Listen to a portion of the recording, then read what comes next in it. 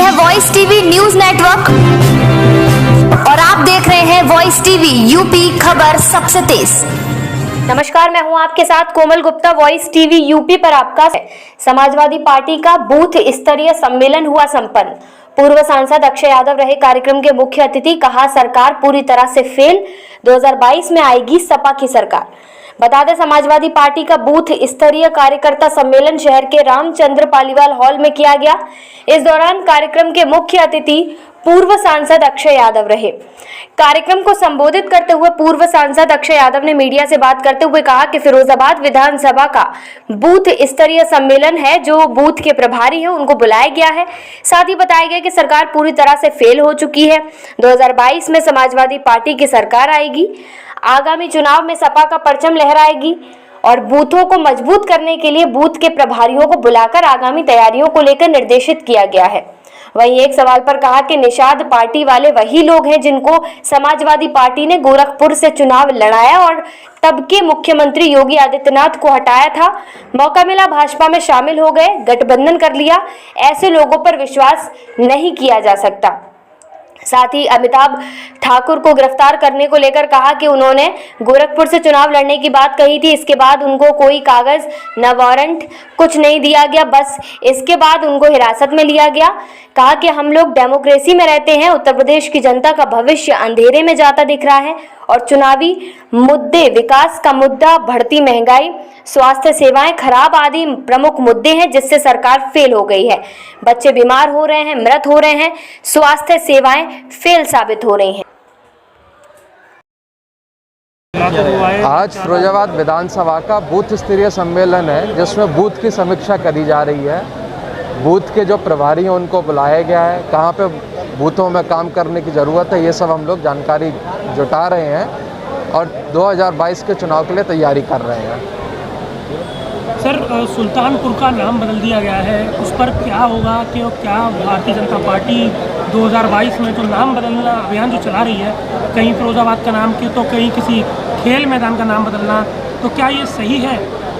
देखिए, भारतीय जनता पार्टी ने कोई विकास का काम तो करा नहीं है। बस वो जिन चीज़ों के उद्घाटन हो चुके थे उनके उद्घाटन करने का काम, जो शिलान्यास हो चुके थे उनका शिलान्यास करने का काम कर रहे हैं। और राह बचा जो उनको अब चुनाव आ रहे हैं पास आते आते, तो अब जिलों का नाम बदलने का काम कर रहे हैं। हो सकता है कुछ दिनों में मोहल्लों का भी नाम बदलने लग जाए। तो ये सरकार बनाई है, जनता के लिए बनाई है, विकास कार्यों के लिए बनाई है। वहाँ पर ये फेल हो गए हैं, तो ये सारी चीज़ें आप कर रहे हैं। सर, आईपीएस अमिताभ ठाकुर की गिरफ्तारी क्या जनता के लिए मुश्किलें नहीं खड़ी कर सकती? देखिए, अमिताभ ठाकुर जी के जब उन्होंने कागज़ मांगे, भाई कोई एफआईआर है, कोई वारंट है तो हमको उपलब्ध करवाया जाए, उनको कोई ना कागज़ ना वारंट दिया गया। उनको सीधे कोतवाली ले जाया गया, वहाँ से जेल भेज दिया गया। सिर्फ उन्होंने कहा कि हम गोरखपुर से चुनाव लड़ेंगे मुख्यमंत्री के खिलाफ। तो ये हम लोग डेमोक्रेसी में रहते हैं, कोई भी कहीं से चुनाव लड़ सकता है, प्रचार कर सकता है, अपनी बात को रख सकता है। तो ये उत्तर प्रदेश की जनता का जो भविष्य है वो अंधेरे कार की तरफ जाता हुआ दिखता है, ये सारी हरकतें देखकर पुलिस। तो 22 में समाजवादी पार्टी किन मुद्दों पर चुनाव लड़ेगी? देखिए, सबसे बड़ा मुद्दा विकास का मुद्दा है, किसानों का मुद्दा है, गरीबी जो बढ़ती जा रही है उसको कैसे रोका जाए, रोज़गार कैसे दिया जाए, ये सारे मुद्दे रहेंगे। और तेल का दाम है, सिलेंडर के दाम है जो बढ़ते जा रहे हैं, महंगाई इतनी हो गई है, स्वास्थ्य सेवाएं इतनी ख़राब है। फिरोजाबाद में आप 2 दिन में देखें 20 से ज़्यादा बच्चों की मौत हो चुकी है। तो ये सारे मुद्दे ही हैं जो सरकार फेल हो गई, जो सरकार काम नहीं कर रही है। नगर निगम और स्वास्थ्य अधिकारियों की जिम्मेदारी थी अप्रैल के महीने से प्रचार प्रसार करना चाहिए था, पानी कहाँ भर रहा है उसको निकलवाना, एंटी लार्वा जो दवाइयाँ हैं वो पड़वाना, फॉगिंग करवाना, कुछ नहीं करा गया। तो सरकार की ये फेल होना बताती है। तो क्या फिरोजाबाद नंबर 1 सिर्फ कागजों पे है? फिरोजाबाद कहाँ से नंबर 1? आप बाहर निकल के दिखाओ मुझे। हम लोगों ने काम करवाया, उतना ही काम आज की डेट में है। जेड़ा जाल हम लेकर आ गए, शहर में पानी आ गया। इसके अलावा इन्होंने कुछ नया काम करा हो फिरोजाबाद के लिए तो आप बताओ।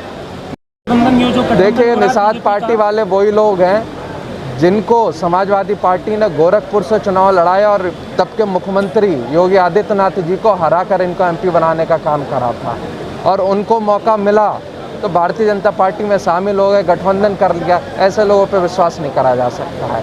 हम लोग मेहनत कर रहे हैं और जो जनता का काम करेगा उसको साथ लेकर चुनाव भी लड़ेंगे। तो क्या लगता है समाजवादी पार्टी को 22 में क्या रिजल्ट होगा? 2022 में समाजवादी पार्टी की सरकार आएगी। ये सरकार पूरी तरीके से फेल हो चुकी है। सपा के विकास के काम और जिस तरह का इंफ्रास्ट्रक्चर और लोगों को सुविधा देने का काम सपा सरकार में हुआ वो कभी नहीं हुआ है।